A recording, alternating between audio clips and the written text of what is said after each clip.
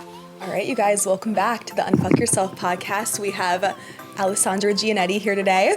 I call him Al. I don't know if he even likes to be called that, but I've just called him Al ever since I've known him. Do you even like to be called Al? We've been branded. It's funny. I think since I ended up in Florida at like 19, I've gone by Alessandro ever since then. So why do I call you Al? Where did that come from? Laziness. I know I'm joking. I don't know. Like, I feel like someone just introduced me to you as Al, and I was like, oh, that's Al. Oh, maybe Caitlin. Oh, yeah, that's why. It's a possibility. That's why. Do you want me to call you Alessandro? It's been so many years. It's good now. I know. I feel like I forget. It's hard for me to do that. It's kind of, I tried to go by Alexandra once, and it just didn't stick. Like, it's just Allie. It just didn't work. The great emperor. Yeah. Do you know what that means, defender of mankind, Alexandra? I think I heard about that, and I remember one day somebody years ago turned me on to, you gotta go look up your name. And I was like, wait, what? That there's definitions and there's stories behind people's names. And I was like, no way. And I looked it up, and I was like, oh, this is kind of interesting, and kind of fell into that one a little bit. Your name checks out for sure. It's like crazy. It makes sense. It makes sense for like, sure. People named Alessandro, blah, blah, blah, blah, blah. And I was like, what is this, astrology? It's like your parents knew. Uh-huh. They knew what was going on. Somebody did. Someone did for sure. So Al, I've had him on the podcast 2 other times. This is our 3rd time. We are live and in person. We have cameras going if you're just listening, but this is also up on YouTube if you want to go watch. And I basically just like begged him to coming in person because I was like, please, like there's going to be really nice cameras. Because I know he like loves nice cameras and nice microphones. And so like that's how I kind of convinced him to come in person. Nice. But we have so many questions. You're painting a really good picture right now. Keep going. Thank you. Are you happy about this? Like, yeah, I knew you'd love this situation. We got lights. We got the whole fucking shebang. So I gave an intro to Al before we started, so we already know about him. I've been up Al's ass, like, since I've been 19 years old, just wanting to extract every fucking piece of information. I've said it just in the previous podcast I just did. Like, it's very hard for me to learn from anyone other than you about really anything, especially intuition, energetics, laws of the universe, reprogramming. Like, it's just, he's the best of the best. So we have a lot of questions here. Number one, we'll start light. I have a selfish question. What's it like having me as a student? Oh, God. It has been a real test over the years, I would say. It was funny. I had this conversation with Nikki the other day that how all these years ago, nobody in the world could have guessed you guys end up where you guys do. But there was my original vision was like, ex-teachers are going to end up doing this and changing the world this way and all these things. And it was funny looking at you guys, especially the young pups you guys were in the beginning. Nobody would have ever called. Nobody would have ever guessed that. And then here we are all these years later. You guys have your shows and your followings and you're doing good things in the world. So it's funny because I myself being intuitive, I was like, no way, that couldn't be. And now you guys just are crushing it. So I would say it's been rewarding. Regardless of everything else, it's rewarding. Regardless, what's everything else mean? The years of hey. I remember being pulled after class for an hour every single time. So I was wondering about this. Where are you now? And what about when this happens in my life? What does this mean? And translating reflections for all these years. And I'm screaming. You know what's wild is now doing this too. I think about this to this day of I feel so bad for keeping you. He teaches like a 3-hour class. I'm then, and Nikki too, we're up his ass after class asking him 5 million questions. This man's like, I want to go home. It's 11 p.m. Well, it's great because now you guys understand after a session or a show the level of drain that happens. And it's a good drain. It's amazing. But being dialed in, connected, channeling, it is a different kind of giving in the world. And it's something I always intuitively test this because my partner, who's my complement, she's amazing. she's at a stage in her life right now where she is working a lot. And I own my own business company and everything else. And I'm tired at points of the day and things like that, but fulfilled. And I'm always having to intuitively test, like, I know she's worked way more hours than me today. I'm like, who's really more tired intuitively? And I'm like, ooh, she doesn't understand. This is more tiring than her. She cannot hear this show anyway. But yes. Yeah. No, I get in fights with Justin about this because he's out there, you know, he's like, he does stuff and he commits to his stuff. But like, I'm like, no, but were you talking and reading people all day and like in lives all day long? I'm like, no, you weren't. I'm more tired. I win. It's like, I've heard, have I, that it's like being on mushrooms, how mushrooms just ignites every single part of your brain. Yeah. And you can literally follow 9 different conversations all at once on that substance. And when you get into a session, when you're doing a live class, if you're doing it right, you're reading everyone, you're watching their brains to see, are they understanding the content? You're listening to the higher selves to make sure, is this what they need to know? And it is a full-on juggling act, but there's nothing like it in the world. Afterwards, though, you're tired. You want to Yeah. melt. Yeah. 100%. And so now I have this like new respect and for you because I now know what that feels like. And I'm like, okay, when this man's done finishing what he's saying about me, I'm getting the fuck off of this call. So that's what it's going to be. Like, my partner is going to go through this. Like, I got to teach her to do this so she knows the level of drain. Daughter needs to know the level of drain. Yeah. She's going to learn to be a mini healer. No, joking. So everyone can just shut the fuck up Yeah, and yeah. stop talking to me.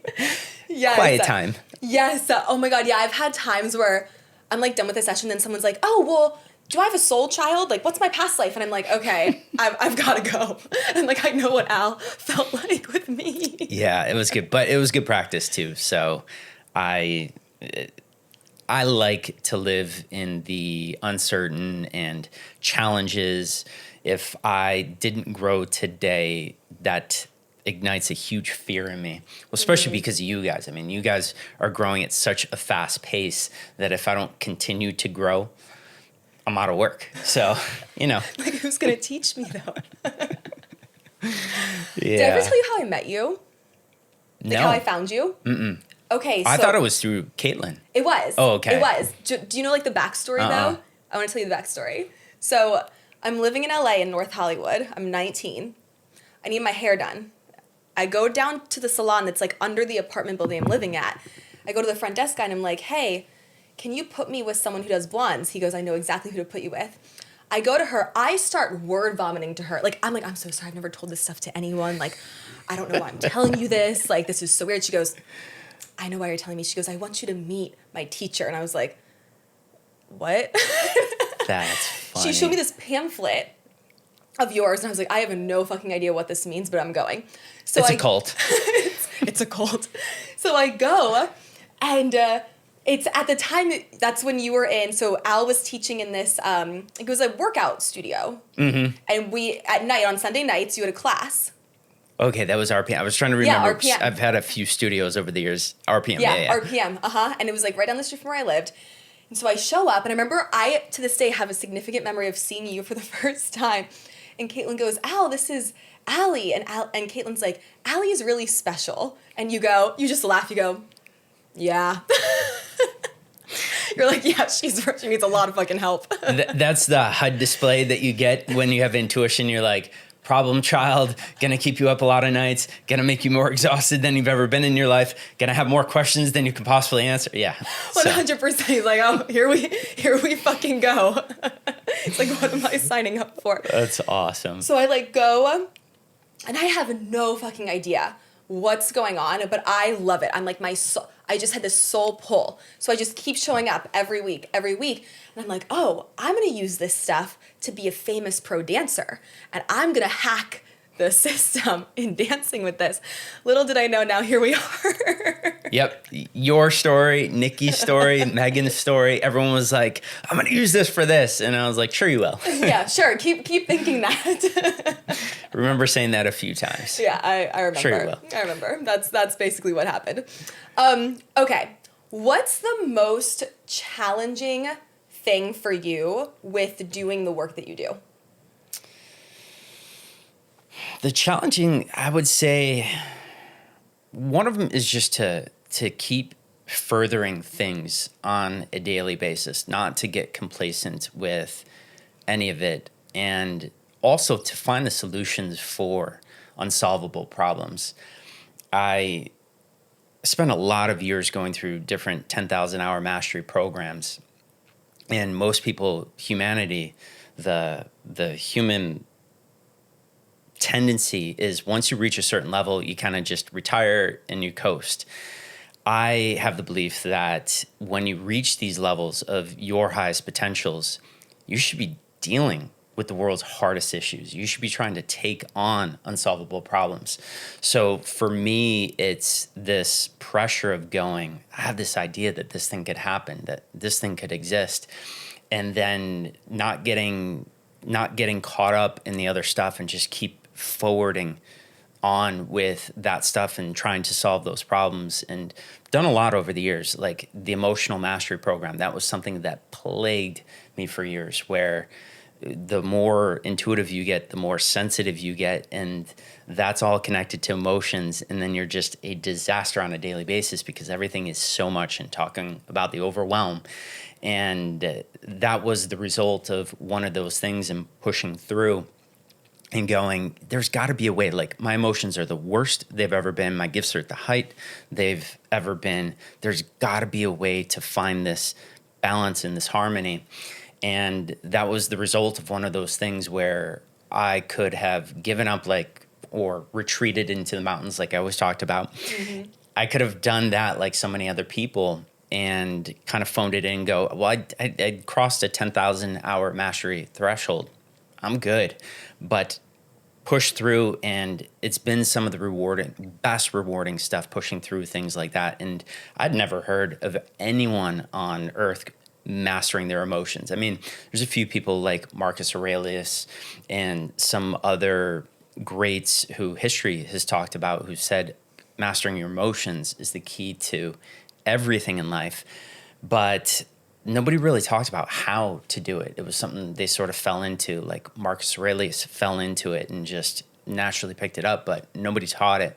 So that's the challenge, I think, is taking on, okay, what has been impossible for humanity, and then feeling like, all right, I should be able to solve that, because that's a whole nother world of me. So, yeah. Yeah, I like to just solve things that no one else has solved. The mad scientist. Yeah, that's a massive quality you have. Like, a lot of people, we were just talking about this in the last podcast we recorded, is people are like, oh, try something for 2 weeks, it didn't work, it doesn't work, I give up, it's not for me. And what I love about you, and something that I'm inspired by you by, and like I take on, is like, no, it's there's just another ingredient, there's another thing, or we got to try it this way, or we've got to do it this way. And you really do that, and that's how you can master things, and that's how you actually get down to X plus B equals C, like the actual formula. Yeah, and that's the thing, is I have this mentality that everything is solvable, and I'm comfortable with living in the failure and it not working out, because I've trained myself over the years to realize that that's where my biggest growth comes from. I learn the most when I can't get something, because then I immediately, and you guys have been a reflection of that all these years, I ask probably 5 times more questions than you guys ever asked in regards to, okay, what would solve this and what hasn't worked, and going, well, let me find more ways it's not going to work, so I can at least rule that stuff out. And then what'll be left is either a formula that kind of rises out of this and I can figure this out, or whatever. But I like the process of it not working yet, because if you make enough mistakes, eventually someday you've made all the mistakes, and then there's nothing left but getting it right all the time. I think you've also too, like, you've trained yourself to not put your worth or value in external things working. So you have no problem sitting in failure, because you're like, this doesn't mean anything about me as a healer. It means nothing about me as a person. It means nothing about me, my capabilities. And that I think that's a lot of people's problem is they all these external things mean something about their value or their self-image, and you don't have that, which is why you can sit in these things and really figure them out and not make them mean anything about you. What would you say to what do you have to say on the topic of like the overnight success or I know. Listen, I understand. I get so annoyed. I get so pissed about this too. Like if someone's like, "Oh my God, I did this for a year and it didn't work." Okay. Like, what do you have to say to that person right now who's listening? I would say this goes back to our old apprenticeships where a few hundred years ago, people were fine with signing up and signing away their life for 7 to 10 years to be called a student, a housekeeper, or whatever it was for some master they worked for. And that's something that always appealed to me, is going, I'm going to go through all these years of training. I'm going to earn the right to do it. And what you'll find out is everyone who history highlights and writes about and talks about and who changes the world, they had these programs that they went through where they spent years and years and years. Now, here's the reason why I have issue with the overnight success is, one, it doesn't exist. And two, if it happens because it's a soul lesson to have and not have and to regret and to all the things that come from that. But the problem with overnight success is we are constantly supposed to be growing on a soul level, which means new challenges and new obstacles. If you don't have years of going through the system and being able to weather those storms, you may be a year and a half of success in, whether it's financially, whether it's with music, or whether it's with a company, whatever it is. But inevitably, your higher self has planned for obstacles to come in. And if you had all these years of success off of an overnight thing, your first obstacle that comes, it is going to take you out indefinitely. And I see this happen all the time. We have this term in different industries like one-hit wonders and things like that. They were people who did not figure out what the formulas were to do something great. They got lucky. They rolled the dice. They had something that changed the world, but they didn't know what the formula was. They didn't spend years going, I'm a decimal point off over here. And it screwed them. So anybody who is in a place of going, I want my career to explode and the wealth and all that stuff coming in, you're making a huge, huge, huge mistake, because it is inevitable that those challenges are going to come in, and then you will be the story because you don't have the perseverance to push through that stuff. And you will think about for the next 30 years, I wish I knew how to deal with that. So it didn't happen. Now, conversely, if you spend the 7 to 10 years, you can reach this place that is one of my motivations always, because once I do, it's full control. When you understand everything there is to know about something like wealth or building businesses or healing, once you understand all of it, your higher self essentially goes, okay, well, we don't need any more obstacles. We don't need to learn and grow anymore in this area.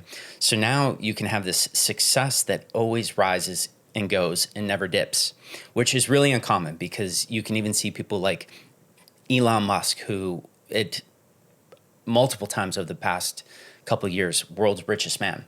But then he lose billions of dollars last year and the year before. And the reason being is because he got there, not that he hasn't paid his dues, but he doesn't understand money at a mastery level. So this is where he's got great ideas and things like that. And he's helping the world, which money goes hand in hand with that. But because he doesn't understand money, he loses billions of dollars at times, where the way I go through stuff, if you know everything there is to know about it, your career, your wealth, your everything it will never dip. And that was sort of my big motivation for all that stuff, is just, if I understand everything there is to know about it, I control the fates, and I don't have to worry about my higher self or creator field in a low moment dealing me a bad hand, because I know I can solve it all and I can keep the success always going up. So the overnight success, it lacks all those things, and those will never be a forever career,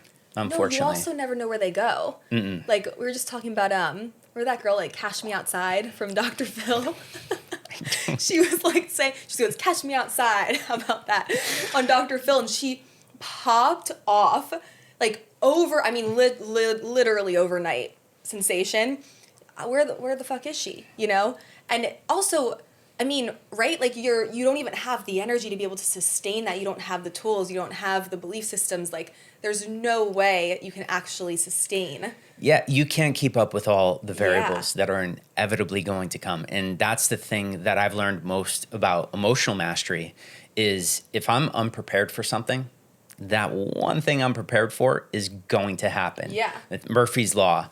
And it is real, and it will get you. So for me, it's, I'm going to be prepared for everything. I'll push off the success, the wealth, whatever it was. These were decisions I made years ago to spend a little more time so that stuff would be permanent and rising, versus the pattern I saw with a lot of other people, where wealth going up and down, businesses doing amazing, and then companies closing. So yeah, it's wild. When it comes to, because you were mentioning some souls choose just to have that, here we go. Is anyone actually manifesting?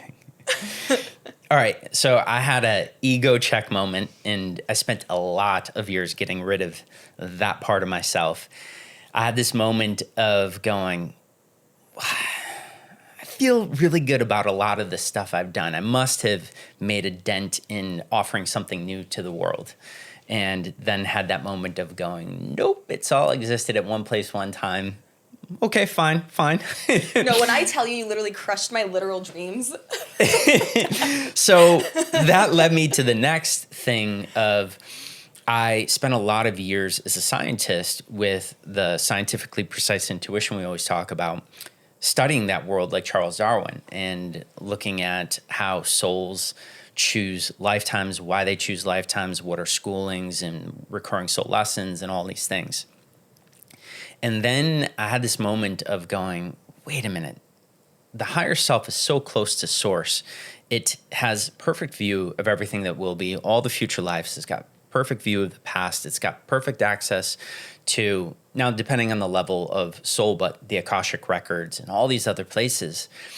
And then the specificity it creates our bodies, it picks every single cell, the shade, the texture, the color, all of it. It picks all of it with very specific, precise purpose. So with all that being said, I was like, wait a minute, this was my first intuitive question, is there anything is such as a surprise to the higher self? And I got no, and I was like, oh no. And then I spiraled, and I was like, well, wait a minute, what about manifestation and blah, blah, blah. And then knowing it was all planned throughout a lifetime. And I mean everything. There are soul contracts for plans, but then there are plans that come to manifestation. But if you think about it, the higher self created you. So it knows you so well. It knows that when a person comes up and says hello, that you're either going to cry or you're going to go, oh, I can't do it, and throw your hands up and go back in and scratch the rest of the day. Your higher self knows your every move. So everything that you think is original is what I've ended up finding out, exploring this as a scientist.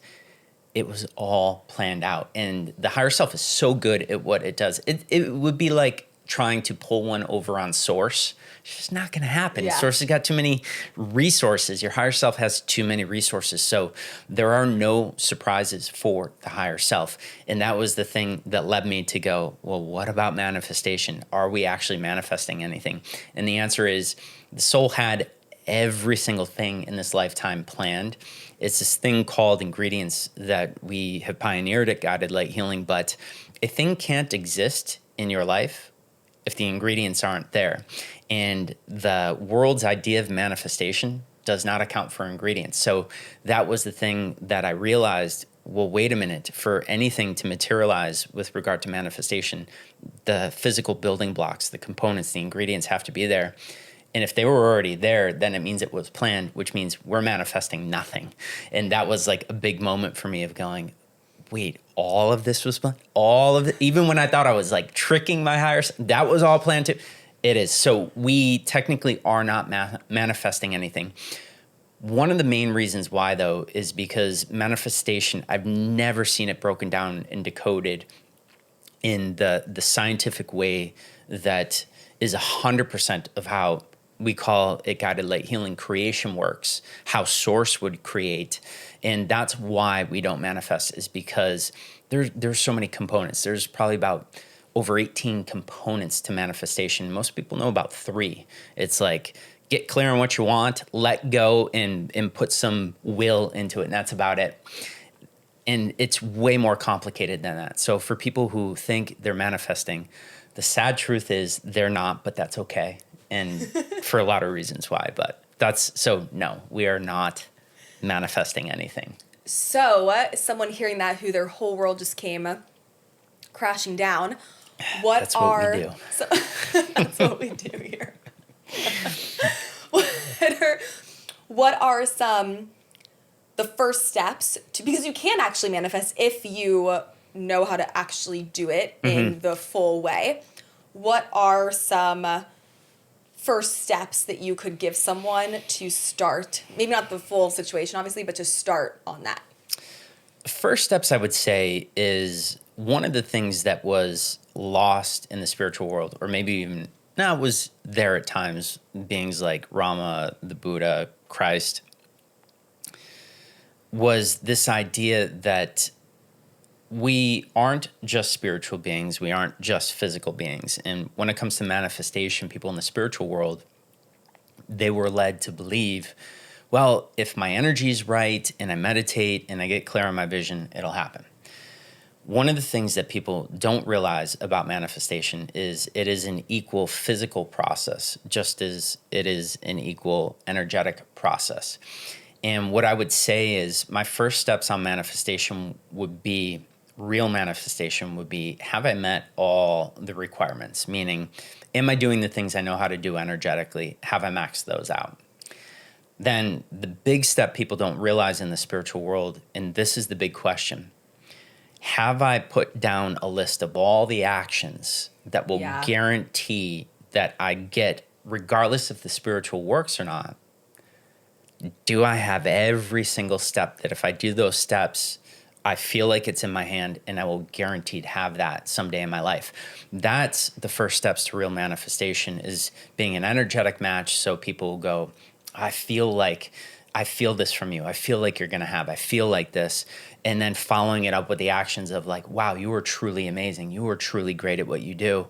It is this investment of 100% on both sides that people don't realize. And I would say that is going to bump up your ability to create by about 70%. Yeah, 100%. Yeah, I mean, the amount of like stuff I see out there where it's like, do your money meditation at night, listen to your affirmations at nighttime.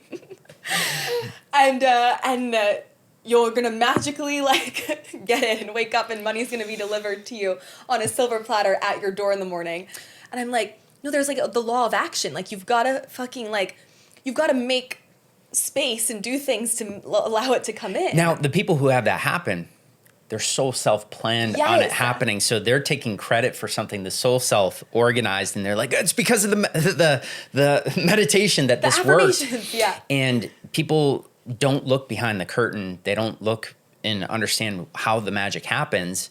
And this is the big problem in the world, is we have this, today I would call it a flaw. We have this flaw of saying, well, this happened, and the 4 things that happened around it, it's related. Mm-hmm. But it's not. I promise you it's not. And this is why we need intuition to go, A, related, B, not related, thought it was related, C, not related, D, actual piece that made this happen.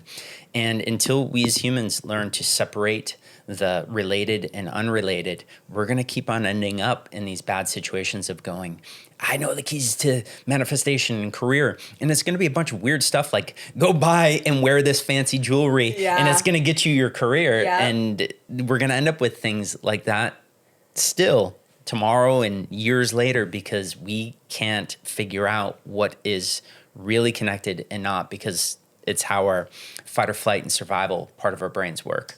Yeah, well, yeah, because it's not the fucking fancy jewelry that's doing anything. It could create a feeling of like, oh, I feel valuable, but you don't need that to feel that way. Or it could actually, right, bury you a deeper hole than you were already in. Like, oh my God, I just bought this jewelry, now I'm even out more money, this better fucking work, this better work, and then you're fucking yourself even more. And that's what you're talking about is the outside stuff can help the inside stuff. But as soon as people realize this is an inside out world, that the blueprint, the design, the holograph has to be built on the inside first before people can acknowledge it. When they start to figure that out, you're going to see people get a lot more traction with what they're trying to build. But that's right. Okay, you were talking about emotional mastery earlier. Explain that to someone who's never heard of that. So and I know you wanted to talk about intuition later on. Mm-hmm. We are directly wired into, obviously, or maybe not, our energetic selves, our creator fields. And that's things like the aura, that's things like your forces, the light, the blueprint, all these things. Now, there is a bridge between the light body and the physical body, and that's emotions.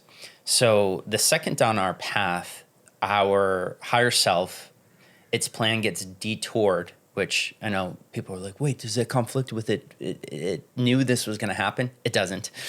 So it knew that it was going to be a detour, but what it does is it communicates to the human self, you've just limited my path. The thing I was supposed to accomplish, you've just reduced that goal by 2%. You've settled on something you shouldn't have settled. So it is a limiting force, that is a limiting state that is placed on the higher self. And the higher self goes, we need to communicate to the human self. The translation of that language is emotions. Mm-hmm. So our emotions are constantly firing at all times. Like one of the ones that is the most misunderstood emotion is fear. People have no idea what fear is. People think fear is just inadequate. It's got to do with self-image. It has nothing to do with any of that stuff. What fear actually is, it's our higher self speaking through the light body, triggering emotion and go, hey, there's something that you care about. There's something that you're about to go do. There are some variables and details you're unaware of.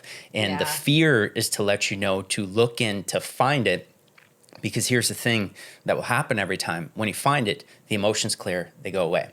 So emotional mastery is the ability to, and this scared me, but I was worse than the masses. It scared me that most human beings today who will say they're having a great day will measure on a level of 1 to 100, on a level of triggered. Most human beings are walking around at a 67% emotional triggered level. And how are you today? I'm fine. I'm good. And they really think they are. Now, the problem with this is it is scientifically proven, especially through neuroscience in these past years, that the more emotional we get, the more the critical thinking, the analytical part of the brain shuts off. The blood flow is diverted to fight or flight, to putting blood in the limbs so we can run and get out of a bad situation. So we are running around, if everyone is at least at a 60% emotional, they're making bad decisions because all the years of studying and knowledge they have is not being accessed because they're in the reptile brain, the survival part. So that's a major issue. And then what people also don't realize is all these people who have this pull to develop intuition, anything above a 17% emotional level, which nobody's at because everyone's at 67% or higher. I was at like 80 all the time. And what's happening is you're trying to use your intuition and your emotions are scrambling that signal. It's makes it impossible to understand anything. And you got a better chance with a coin toss of getting the right answer than trying to use your intuition when you're emotional. So emotional mastery is being able to, at all times, in a level 10 emotional obstacle, bring your emotions down to a 12%, a dull hum, and have your brain on, have your intuition on at all times, and make incredible, thought out, precise decisions versus the opposite of that. What was I doing? Why did I do that? I should have done this. In which most people are living in those states with their careers, with their relationships. I should have never said this to my partner, and I did. What was I thinking? You weren't thinking. That was the thing. It was impossible to think in that situation. Yeah. So emotional mastery is essentially just making sure you never say the wrong thing, making sure your brain is always on, making sure your intuition is always working, and it's not being triggered. Now, you can get triggered, but it's the ability to pull down that trigger to a not bothered in 15 seconds. Yeah. Yeah. So someone who wants to start with this emotional mastery, where can they start? Like, what's a tip of someone, because I know what you're talking about, like someone's walking around, they think they're good until they get cut off and now they're fucking pissed. Or until someone slams the door in their face and now they're pissed. They're not pissed at that, they were pissed before and that just brought that out, right? So what's step one for someone who's never done this? What is a tool/tip for them? My first thing is we got to work on an emotional vocabulary. So me, a person who teaches this, used to think I had like 7 emotions. I had like 6 negative and 2 positive, like happy and anticipation or whatever it was. Yeah. And then angry, sad, neglected, overwhelmed, and whatever. That was it. There are hundreds and hundreds of emotions. So my first thing is, I would say, and this is where I started years ago, was moment to moment, being able to identify and get down to the core root emotion and just label it. That's it. And going, okay, I'm scared. Nah, that's not right. And starting to ask the question, why am I scared? Well, this, and this happened. Oh, I'm not scared. I'm worried that I'm not capable of handling this, which is way different from being scared. So I would say the very, very first thing that we need to do is we need to hear like a little 5-year-old or a 4-year-old, even better, going, but why? But why? Yeah. But why? But why are you Or this? Me when I was 19 in class with you. And if I have video camera, but I know there was a video rolling at that time. But exactly that. Having that voice go off, but why? Why did I really get this? Why did I really feel this way? And getting down and settling on I thought I was this, but I'm really this. If you can start to do that, that is like 50% of achieving emotional mastery, because the problem is really simple. If you don't know what the problem is, you're never, ever going to guess at solving it. Yeah. And that's what it comes down to. So we need clarity of what is really going on, what's really missing, what is the state you're in, and have proof, it was this, and the way they said it, and it made me think this because of my years of this and lacking this. That is emotional clarity. And the second, you're going to find this really cool thing. The second you get to the core of this is what I'm really feeling, your emotions have already come down 50%. Yeah, well, you're speaking the language of, I learned this from you, of your higher self. So your higher self is trying to tell something to you, but you don't communicate with that. You don't know what they're speaking. So you have to feel it in different emotions. Yep. So I'll give you an example of this. So I think it was in the Emotion Mastery course, we did something we've never done before. There were some instant body tells of what's going on. So one of the ones is that I pay attention to all the time, because for me, fear is a good thing, because the second I feel fear, I was like, ooh, Alessandro missed a variable. We got to figure out what this is right now. So the body's manifestation, and it's instant. The second that emotion comes on, your body's going to do something. And for everyone, it's heartburn. If you start to get a tiny bit of heartburn, that is fear. Your higher self and body's way to communicate that you're in a fear emotion and you've missed something. And the cool part about it is I start to feel that, and I'm like, ooh, what's the fear? What's the unknown? What's the thing I'm missing? What's the thing that I need to know more about? Go through that process real quick. Boom, heartburn gone right away. So there are things like that when you learn, the body will tell you these things right away. Like lower back pain, you start to get tense in your lower back, stressing about finances, or your neck starting to get stiff in a situation that's your higher self and body's way of going. You're being a little one-sided here. So. Okay, so now with that, how do you explain that on a science level to someone of, oh, my back hurts, my lower back, because I'm stressing about finances? Someone who would be just listening to this for the first time and is like, had bad experiences with energy work or other things that like didn't work and were false information. How do you explain that on a scientific level, that's why that happens? Okay. It's actually really simple and something that has been under people's noses every day of their lives. Anyone who ever says thoughts they don't matter, they're not powerful, any of that, they're nuts. So it's as simple as this. If I tell you to visualize your favorite dessert in the world, so for me, that is Rocky Mountain caramel candy apples with the green apple, the peanuts on the outside with the caramel, the gooey, like nice texture. You pick it up, it kind of gives a little bit, but the apple's nice and hard. And then there's the tart with the sweet and salty, all of that together. Anyway, as I'm describing this to you guys, if you didn't have some kind of violent reaction to sweets, your mouth is starting to water right away. So the second I have a thought of this dessert and this visualization, I have a body change immediately. It's how we work. Same thing with if I start to describe food, your stomach is going to start to rumble and let you know I'm either hungry or not hungry. If I start to have you think of a fear memory, your body posture is immediately going to change.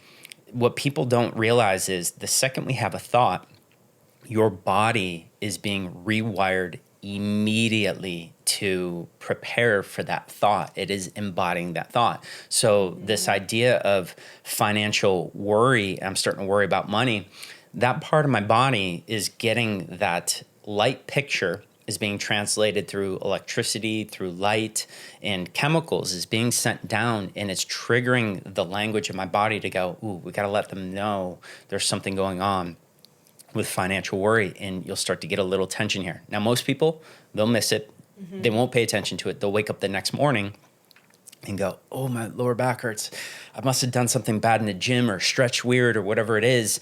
And they're writing off this communication. So it's under their nose all these years. But yeah, so my thing is, and I can come up with 50 states that I can give you a thought and you will notice it in your body immediately. Oh, even running water, you immediately then have to pee. Yeah, that's exactly right. So that's the way it works, is if you think about any state, your body is literally connecting with it right away. So that would be the first way I start to explain this, is that the body is a machine. It follows the commands of the brain. You have a thought that I'm not good at this. Scary, but your brain goes, all right, let's shut off the parts of our brain that make us good at this because we're hearing we're not good at this. It's the command. We will obey. Every time we will obey. And it shuts off parts of your brain. And an example of this is, I'm bad at public speaking. You walk out on stage and you can't get words out. You set the command, your body delivered. Yeah, and then you go and you can't get words out. Then you continue to prove to yourself that you're bad at it, and you're in a fucking loop. Yep. So people spin their wheels in therapy for like years and years and years, thinking their problem. I'm kind of going back to the emotional mastery part, but thinking their problem's anxiety, or thinking their problem's depression, or thinking that's not the problem though. And the more you think it's the problem, the more you're making it more of a problem. But then you're never solving the problem because you're not solving like the emotional root cause. And that's it. That's the problem. And the emotional root cause was the moment in time you restricted the higher self's journey, the higher self's soul pull, soul path.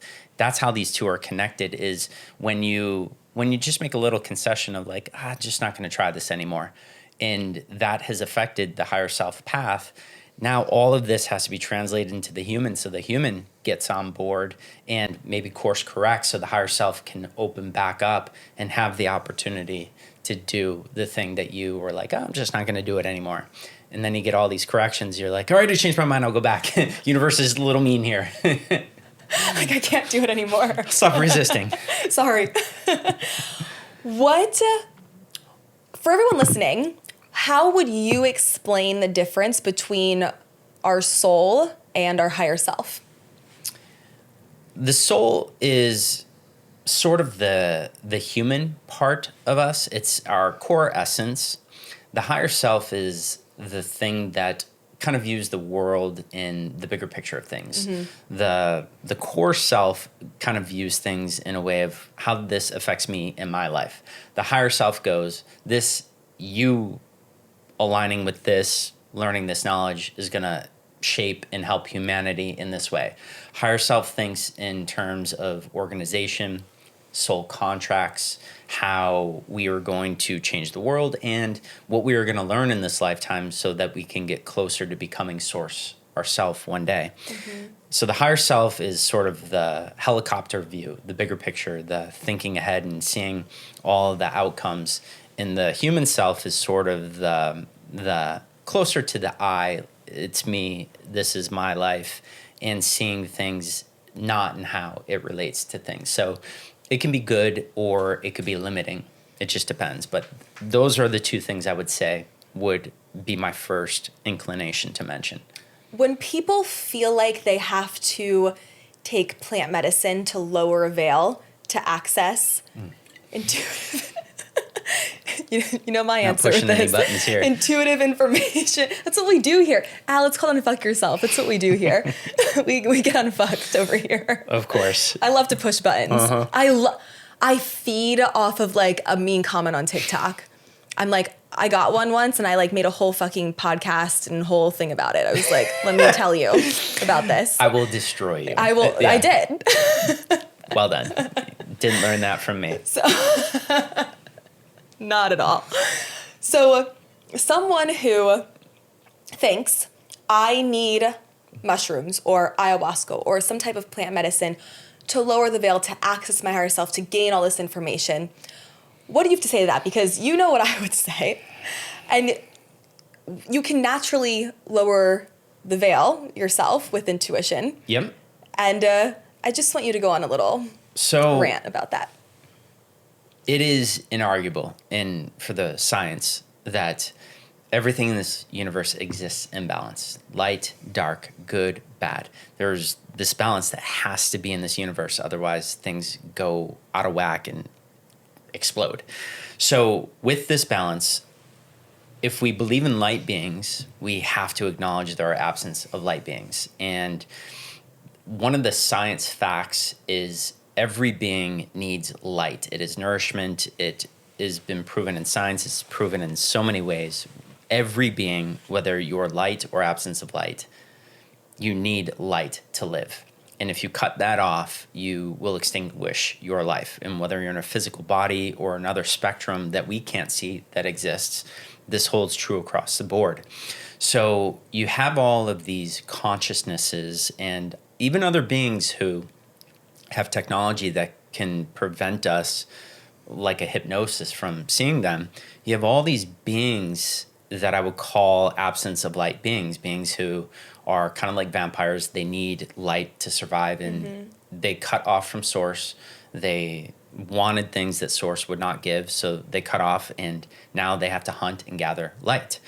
So the thing is, when we are not under any kind of drugs or things like that, we're pretty well protected from this stuff. Now, the exception being emotions. If you're emotional, you have cracks in your protection layers. Another reason why emotional mastery is important. But typically, it is very, very hard for these absence of light beings. Think of them like locusts, how they have the straws, or a butterfly with a straw. Yeah. And how they will basically latch on and start to siphon off. When you take any kind of substance, and basically all of them are the same, it opens up your energy wide because it allows you to see but it's essentially like taking your skin off, and how your skin protects you from foreign invaders and chemicals and things like that. You're essentially taking this off in a world that is very toxic, very polluted. And I would say there are, to the power of 100 more of these absence of light things out there that people just, because they don't have their intuition, they feel it all the time, but they think it's something else that they're ignoring. So here's the problem. You go under an ayahuasca journey or something like that, and there is a person who does not have dark force mastery there to make sure you're protected. And a lot of people will say they have it, but they don't. They don't. The sage doesn't clear it, you guys. Jeez, no. The Palo Santo doesn't clear the dark forces. Like yeah, neither do the crystals. It's kind of like the beings are like, plug my nose, big deal, human, idiot. So anyway, it's more important for them to feed off of and get the energy, because it's life or death for them. So now, with none of these layers of protection, this is where they can form a really strong bond, kind of like an umbilical cord, or many of them, they can connect into you. And what will be a byproduct of this is your actions become hijacked, your thoughts become hijacked, and all of these other things, your health will suffer from this. So great, you had 20 minutes of seeing the universe for really what it is, but now the next 25 years of your life are not going to be yours. And every bit of success you're about to have is going to be pulled away by having one of these passengers on you. So that would be my first problem with any of the psychedelics and things like that. And the second issue would be, I have this philosophy that if you train with tools, you're going to end up in a situation where you don't have the tool, where you really need it. 100%. So 100%. So that being said, I've always stressed people learn to do it without the tool. And this is why we teach intuition differently than years ago, is because the one time you really need it, you won't have that tool. Murphy's Law. Yep. So we teach people, and you can get 10 times more information and deeper and remember it all if you do it without the stuff, versus remember parts of the journey be changed for 3 days, and then 2 months later going, I can't remember what happened, and I don't remember, and you lose the life change. Because you don't know how to access it. It's even like going into a deep meditation, having a realization, but then not even knowing how you got there, how to access that feeling again. Like the only way to actually guarantee you access that feeling again is actually reprogramming the subconscious, the brain. A repeatable behavior that every time gives you the same results. Yeah. And like, what are you going to do? Just spend like $10K to go take ayahuasca in Peru for... and then party with your demons. And have a party with your demons after. Because it's like, you know, people say I got this spiritual high. And then they have a crash after. Yep. That's totally what happens. Yep. And that's the why. And I would say people are like, well, what's the likelihood of those energies attaching? So 99% likelihood. Yeah. I mean, I've seen a lot of quote unquote dark force masters around and like, oh, I'm going to manage and keep these energies out. They don't. They're not equipped themselves. They don't even know the laws and the rules of that world. So how are they going to protect anyone from that? And they haven't developed intuitive gifts to be able to actually see what's happening on a surgical level. So those would be my cautions to people. One of them. One. What would you tell someone who's like, okay, like I'm with you, I understand that, but what do I do? What's their first step of accessing the veil coming down in without those things? The first place you can actually do this is, again, right under people's noses. The few minutes just before falling asleep, you're actually thinning the veil there. And if you start to realize that, maybe keep a journal, you can even set a timer to go off where you're just about to fall into that state, have a countdown timer that lasts maybe 6 minutes. And when the timer goes off, it'll pull you out, but you'll have been in the veil. If you take a journal and start to write down some notes about what you saw, what's going to happen is your higher self's like, ooh, they're paying attention now. Let's take this more seriously. And it's going to get more and more clear. And you'll actually find you can get a lot of those answers by doing this by your 12th time. Some pretty profound things will start to happen. So that would be my way better way of doing it, is start there. Yeah, that's good. That's good. What? You ready to? how far do you? How far do you want to go? How many buttons do you want to? You want to push today? Your show, I'm in. Okay. What is currently going on in the world? It is, for the first time in the history of the planet, everyone is getting a lesson. Mm-hmm. Prior to this, it has been cities, states, bodies like Atlantis and Mu and things like that, Rome. This is the first global shift in the history of humanity that's happening, where everyone all across the globe is being included in this conscious expansion. Now, conscious expansion, humans are complacent and they don't challenge themselves, and there's a lot of pitfalls, especially with Netflix. It's very, very easy, and government bodies who are going, we'll pay you to stay home. It's very, very easy today to not be motivated, and then in detached and all these things in the world. So what's happening right now is, in order to shift the planet, we need the biggest obstacle that we've ever had, because it's an obstacle that we can't do that stuff anymore, that we have to fight for our life. So the world is in this place where it's time for the frequency of the planet to increase, but there are a lot of people who aren't proactively going at this goal, which means the result is going to be obstacles that push them to expand and grow, like near-death experiences and things like that. So, and he's not joking when he says near-death experience. Now, at the core of this, I'll throw this in. What is the lesson for everyone? The lesson is that your life is your life alone. And as long as you're looking to somebody else for the advice on how to live your life, your soul path, there are going to be hard lessons and obstacles to set you straight, that you should never listen to somebody else over your internal voice. Now, there's the responsibility of listening to your internal voice the right way, but the heart pull gut feelings, we shouldn't be dismissing them, and we shouldn't be looking to people to go, would you tell me how to live my life? Like, whatever I got to do, I'll do it. There's too much of that in the world. There's too much of people just devoutly listening and going, all right, you said it, I'm going to listen and I'm going to do it. Stockholm Syndrome. Yes. Stockholm Syndrome. And for the dark force people out there, it's the MK Ultra stuff. Yeah. Can you go into MK Ultra now that we're on that?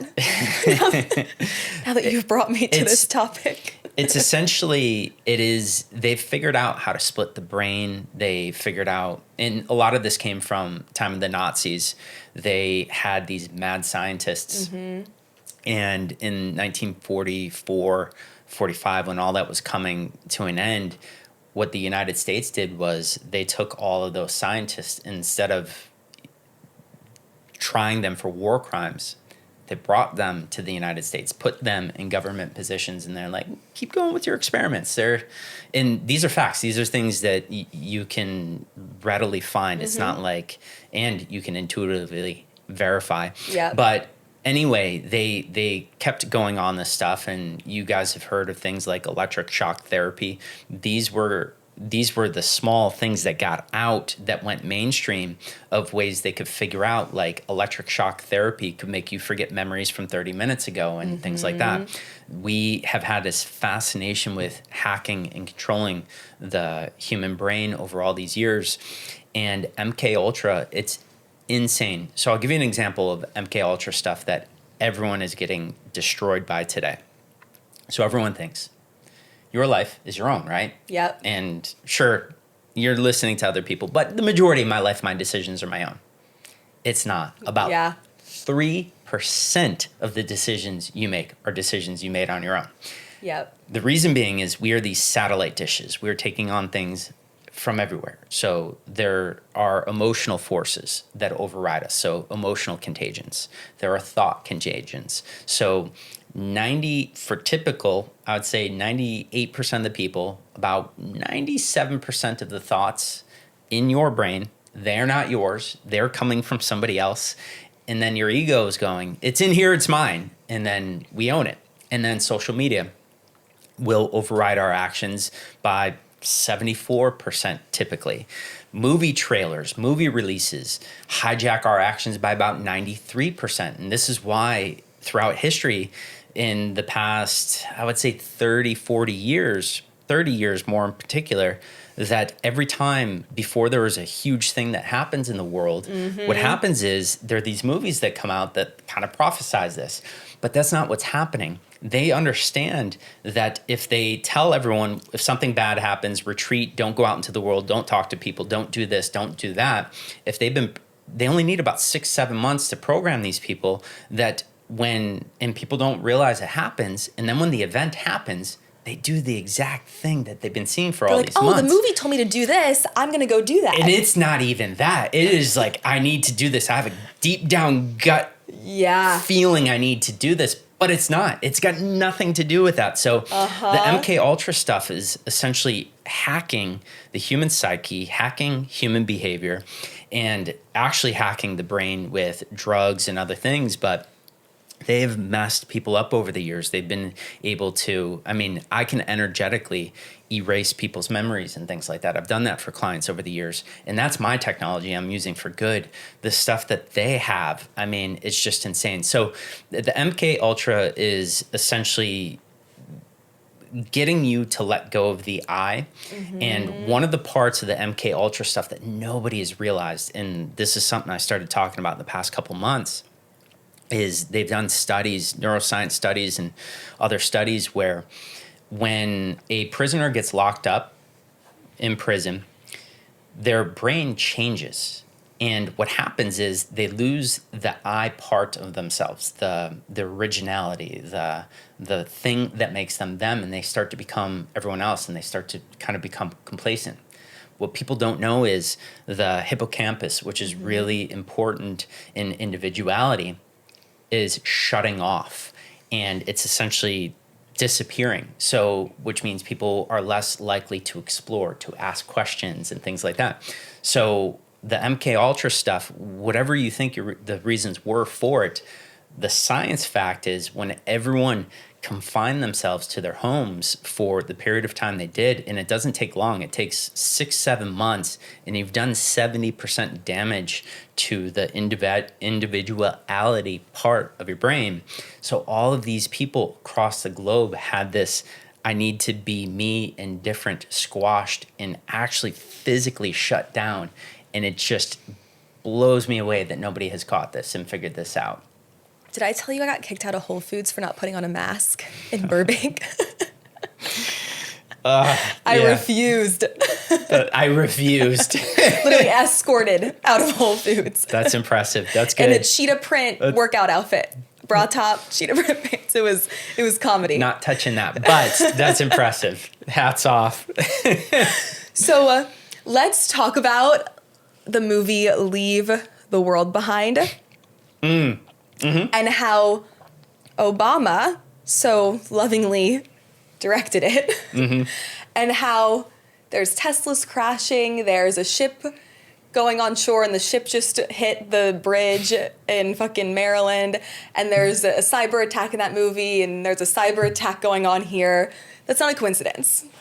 They're all kind of dry runs to see what humanity puts up with. The past few years, how things went down, they were just, let's run it. We'll be very convincing that we're doing it for your safety. But you have to realize that just because you don't think you would ever do something mean to somebody else doesn't mean there are not other people out there who are really scared in a fear-based place or really tired of being screwed by the world who won't do that. What are they scared of? They're scared of being irrelevant, of not having power, of losing wealth, not being special in this life. Is this a I actually like have this. Is this a soul plan for them, or they're so off and they're so deep in their like trauma that this is now how they're acting? So there is this in the dark force world. A human being can disconnect from source. Yeah.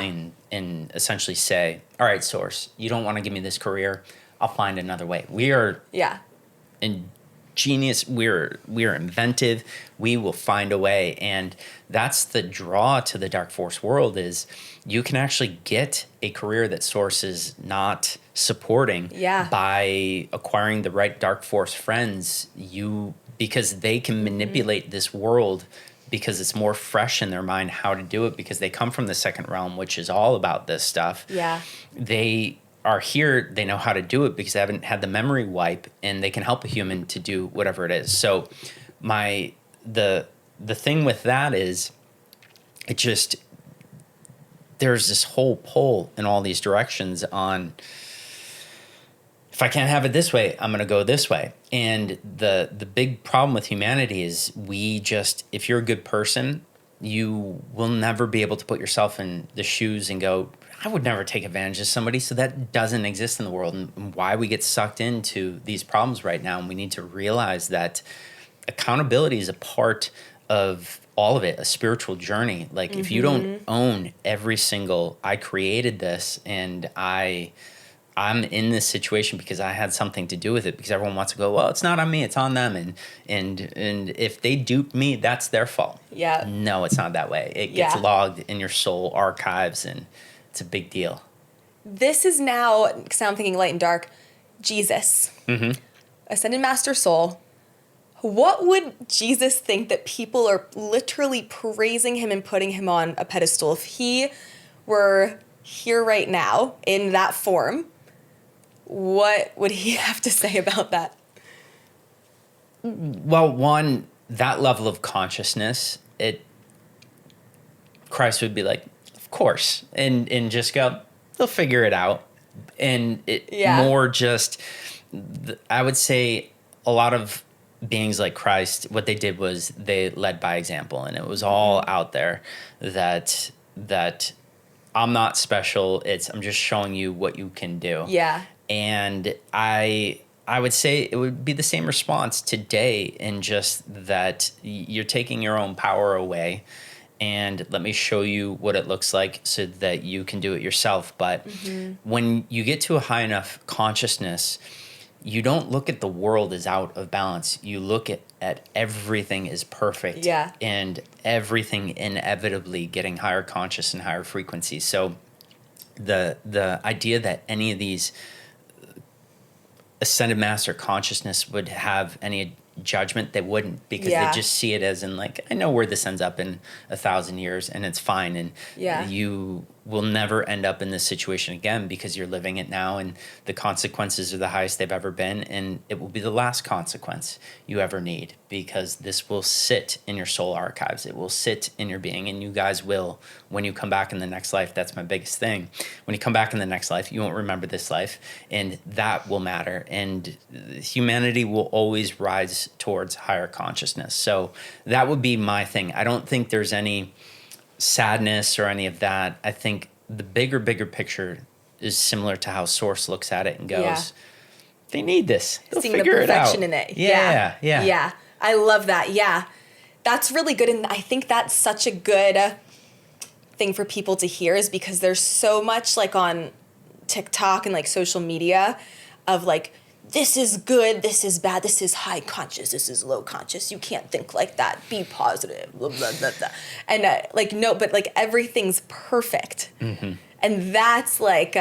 but you want to talk about ruffling feathers, that's going to make some people freak I know. the F out. Like, they are going to go nuts in that they think that means there's no accountability. That means like they're in danger and all these other things. But the system is so well built that a higher conscious being would never do that stuff because they understand the laws. And a lower conscious being is held in check by their creator field. And the law of what I essentially energetically throw off in a negative way is going to be mirrored back to me at a level of 10, and they're learning that way. So there are all these, we don't need human laws for things. There are all these scientific energetic laws of the universe that keep everything in balance. And if people knew about them, they would never worry about some of the, this person's going to take advantage of me type stuff. If you are in a place of not taking advantage of yourself, it is impossible that any person could ever take advantage of you. So things like that. I have a question. I have a question. Is Jesus' soul back on earth in our lifetimes in a human body? Currently, Christ is, Buddha is. Buddha's like, I think 11 years old now. And then, yeah. And in the United States, funny enough. And then, yeah, all of these souls, they recycle in. And when I've traced out the path of them, like Christ was here is George Washington. So like people don't know stuff like this, like that was Christ. And you know, and it's funny today because everyone today is like erase our history. And they also, because of their garbage kind of in lower frequency energy, they're projecting their stuff and being like, this person's a bad person. This person's a bad person. But they're only projecting their inner stuck on other people. And that's why I thought it was fascinating when I got to a place with intuition where I could go time travel to the place and time and get the real stories, get the real story of Christ, get the real story of George Washington, get the real story of Thomas Edison and Benjamin Franklin and stuff and people like that. So I have two things. One's on this vein, one's totally different. One, you know how like Christians like super, or like Jesus is coming back in our lifetime, and I'm like, no, he's already back though. Like he is back, but like not in the way that you think. So that's cool.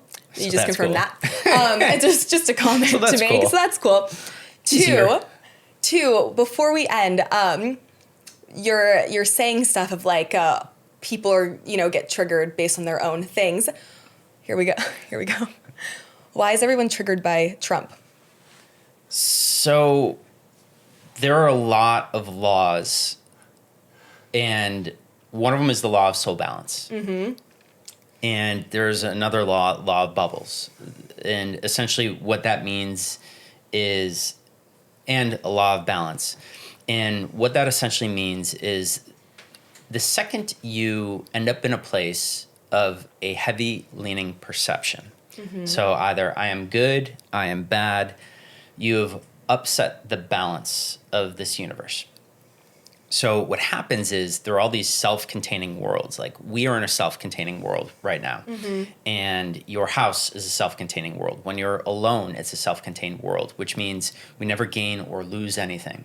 So if I'm in one of these self-containing worlds and I say, I am not this, that violates the law because you are. So if you were to say, I am not a thief, and everyone right now is like, I'm not a thief.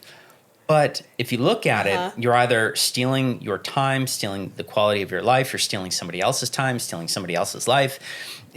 We can go through every attribute and we can trace it out. So the second we say with perception, I'm not this or I am that, we cause this ecosystem to go off. So if I in this room right now said I was the worst that there ever was to walk the planet, I would force you guys to have to take the opposite place. So law of opposing forces, same thing. Now what happens is if I said I would never, ever, ever in my life steal, it's not true. Like, give me enough money. No one wouldn't do it for that. But maybe like to save a country of children in a burning bus, sure. Whatever it is. So to say I would never upsets this law. So now what happens is this law exists in a house, in a community, in a city, in a state, and in a country. So if you have, depending on the weight, and this is really important to understand from a science perspective, let's say we have 1,000 pounds of I would never treat a person this way, or I would never be disrespectful to a person, and I have never been. So now let's say 1,000 pounds on this side, and now there are 1,000 pounds, 1,000 people. I would never. Now there's only one person left. They have to, according to the law, they have to hold the 1,000 pounds. So what that does is think of it as an amplifier of that person was just like a regular person, but because now there's 1,000 people who I would never, now they need to hold the pieces of I am. Mm-hmm. So this law is essentially I would never be this type of disrespectful ex-person. This person is going to mirror that for all the people who are saying I would never. Mm-hmm. And people don't realize this. Like, if people knew this, they would stop saying anything negative about anyone, because all they're doing is airing out their dirty laundry. Like, you're dishonest. Well, they've just put out there that they feel they are being dishonest, either to themselves or somebody else in their life. Like, people would stop commenting on people if they understood this law. Whatever someone's saying about you, that's how they feel about themselves. They're giving you all this stuff about themselves. It has nothing to do with you, except for if your judgment is, you're being so critical right now. And that is you accusing them of you being critical on yourself. So it's really simple. 100%. So this law of let's go back to a household for a second. Everyone's anti-alcohol, anti-drugs. We've got one kid in the house who now has to take the mantle and hold all of those pieces that they're disowning and be heavy into alcohol and drugs. The parents are forcing them into it because this little self-containing universe has to be balanced. And if people say they are not, then the other person has to embrace the other side of it. Mm-hmm. You know, we're anti-hurting people. This person ends up becoming the person who hurts people. And this is this law. So now it can expand out city, state, country. And now we have so much of the country who is not owning how they are ugly, disgusting, and disrespectful to themselves. They're so saying, I would never do that to myself, but they're doing it 24/7 to themselves. That now this one person in the country is a mirror for all these people. So this is why I bite my tongue and I go, oh God, that's painful watching people criticize this person, because I've got the intuition. I was like, you did that 5 minutes ago. You did this. You're having this problem with your mom, blah, blah, blah. This is going on in your life. And I'm like, I've just pegged out 100% of your life and seen where you've owned that. Of course, you're saying it out loud about this person. Yeah. And when people ask me, and I see somebody who, no matter what, is trying to do the right thing. And it's because I don't have the same imbalance. I have imbalances for sure, but I don't have the same imbalances that the majority of the country is suffering from right now. Yeah, me either, because I feel the same way about him. Like, he's literally trying to do the right thing. The media is fucking him up. A light being, highly light being. The medium's fucking just giving him daggers. Let me throw one thing out there for anyone who's like, I don't believe it. If you don't know who he is, look up George Soros, look up the Rockefellers, look up the Rothschilds. Mm-hmm. Trust me, they do not have your best interest at heart. They're not doing anything for you. They're not doing you favors. Watch who they are backing, because they are going to back the person who they feel will support their agenda, and watch the person they hate. Mm-hmm. And just for the record, George Soros' father was on the side of the Nazis, like running experiments and doing all that stuff. These people have dark pasts. You can look this up and you will find this to be true. So watch who they support. If they are for a candidate, you should run the other way. They hate Trump, and they don't hate Trump because they're on your side. They hate him because they feel like he is against what they want, and they are not for you. And we could talk about this for months. We can prove this with facts. So I will throw that out to anyone out there. Well, I just don't believe it. You got to look at the science, you got to look at the fact, and you got to follow what these people are doing. They will tell you one thing, but you have to watch their actions. Do not watch what they say, watch what they do. And this is one of the big illusions that people have fallen for, is they go, well, it's about what they say, what they say, what they say. It's not. That's the MK Ultra stuff. Yep. It's not what they say. It's, you've got all these billionaires like Mark Zuckerberg, you've got Jeff Bezos, Bill Gates. They're telling everyone the stock market's amazing, the world's amazing. You know what they're all doing right now? They have all sold all of their shares of their company. Not other people's companies, their companies. Theirs. They have brought all their money out into cash. Why are they gathering the biggest amounts of cash they've ever had in the history of it? Somebody asked Warren Buffett that, And he said, I'm getting ready to make some purchases. When businesses crash, he is going to buy up thousands of businesses on the cheap for cash. What else are they doing right now? They are building bunkers. You got Mark Zuckerberg and all these billionaires across the world.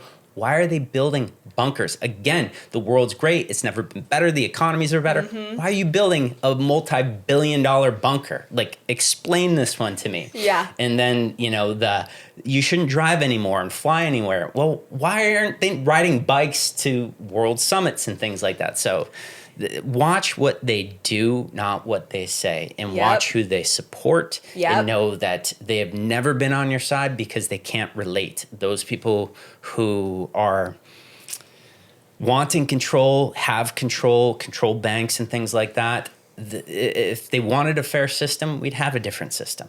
So 100%. that would be my argument to anyone who's like, yeah, but I don't know about Trump.